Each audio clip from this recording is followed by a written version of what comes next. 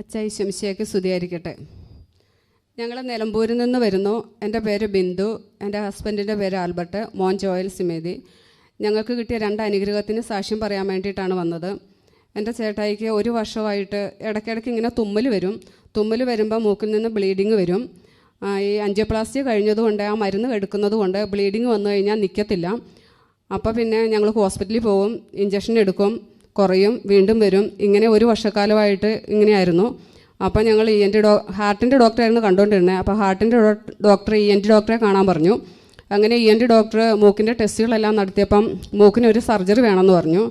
അപ്പം March last ആണ് ഞങ്ങൾ സർജറിയുടെ കാര്യം ഡോക്ടർ പറഞ്ഞത്. അപ്പോൾ എന്നോട് ഹസ്ബൻഡ് പറഞ്ഞു, ഞാൻ കാനാട്ടസിനെ ഒന്ന് പോയി കാണട്ടെ, അതിനുശേഷം നമുക്കെല്ലാം തീരുമാനിക്കാമെന്ന് പറഞ്ഞു.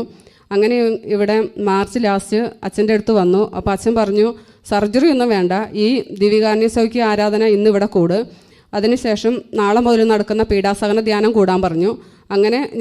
അങ്ങനെ ചേട്ടായി ഇവിടുത്തെ ഈ ആരാധനയും പീഡാസഹന ധ്യാനവും കൂടി. അതിനുശേഷം ഇന്നിതുവരെ ബ്ലീഡിങ് വന്നിട്ടില്ല. യേശുവേ നന്ദി, യേശുവേ സ്തുതി. രണ്ടാമത്തെ സാക്ഷ്യം, എൻ്റെ മോന് ജൂലൈ 7-ാം തീയതി അപ്പൻഡിക്സിൻ്റെ ഓപ്പറേഷൻ കഴിഞ്ഞു. ഡിസ്ചാർജായി ഞങ്ങൾ വീട്ടിൽ വന്നു. വീട്ടിൽ വന്നതിന് ശേഷം 2 ദിവസം അവന് കുഴപ്പമുണ്ടായില്ല. 3-ാമത്തെ ദിവസം തുടങ്ങി അവന് വയറിന് വേദന. അങ്ങനെ ഞങ്ങൾ ഡെയിലി 2 ദിവസം ഹോസ്പിറ്റലിൽ കൊണ്ടുപോയി ഇഞ്ചക്ഷൻ എടുത്ത് കുറഞ്ഞു വന്നു. 3-ാമത്തെ ദിവസം ഭയങ്കര വേദന. അങ്ങനെ ഡോക്ടർ വേദനയുടെ ഇഞ്ചക്ഷൻ 2 എണ്ണം കൊടുത്തു, ഒരു കുറവുമില്ല. 3 എണ്ണം കൊടുത്തു, കുറവില്ല. പിന്നെ ലാസ്റ്റ് ഡോക്ടർ എന്നാൽ ഉറങ്ങട്ടെന്ന് വിചാരിച്ച് ഇഞ്ചക്ഷൻ ഫിനർഗാൻ കൊടുത്തു. എന്നിട്ടും കൊച്ചിൻ്റെ ഒരു കുറവുമില്ല. ബ്ലഡ് ടെസ്റ്റ് നടത്തി, അതിനകത്തൊരു കംപ്ലയിൻറ്റും കണ്ടില്ല. അപ്പോൾ ഡോക്ടർ പറഞ്ഞു സ്കാൻ ചെയ്യാൻ പറഞ്ഞു. സ്കാൻ ചെയ്തപ്പം മോൻ്റെ വയറിൻ്റെ ഉള്ളിൽ ഫ്ലൂയിഡ് കെട്ടി കിടക്കുന്നു. അപ്പോൾ സ്കാനിങ്ങിൻ്റെ മാഡമാണ് പറഞ്ഞത് ഇങ്ങനെയാണ് കാണുന്നത്. അങ്ങനെ ഞങ്ങൾ സർജറി ചെയ്ത ഹോസ്പിറ്റലിൽ തന്നെ ചെന്നു.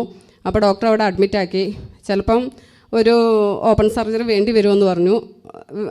അപ്പം ഞങ്ങൾ അച്ഛനിങ്ങനെ മെസ്സേജ് ഇട്ടു, അച്ഛൻ ഇങ്ങനെയാണ് സംഭവം എന്ന് പറഞ്ഞു. അച്ഛൻ പറഞ്ഞു 33 ദിവസം ആരാധന കൂട്, ഈശോയെ കുഞ്ഞിനെ സൗഖ്യം തന്ന് അനുഗ്രഹിക്കുമെന്ന് പറഞ്ഞു. അങ്ങനെ ഞങ്ങൾ 7 ദിവസം ഹോസ്പിറ്റലിൽ കിടന്നു. ഞങ്ങൾ ശക്തമായിട്ട് പ്രാർത്ഥിച്ചു. 7 ദിവസം ഹോസ്പിറ്റലിൽ കിടന്നു, ഇഞ്ചക്ഷൻ എടുത്തു.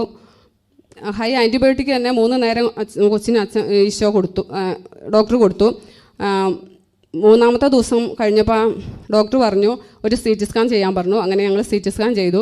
അപ്പോൾ ഫ്ലൂയിഡ് കുറഞ്ഞതായിട്ട് പറഞ്ഞു. അങ്ങനെ 7-ാമത്തെ ദിവസം ഞങ്ങൾ ഡിസ്ചാർജായി വീട്ടിൽ വന്നു. കൊച്ചിന് സൗഖ്യം തന്ന ഈശോയ്ക്ക് നന്ദി പറയുന്നു.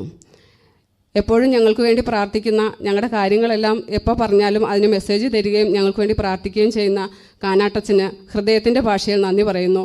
ഒപ്പം ഇവിടെയുള്ള എല്ലാ ടീം അംഗങ്ങൾക്കും നന്ദി പറയുന്നു.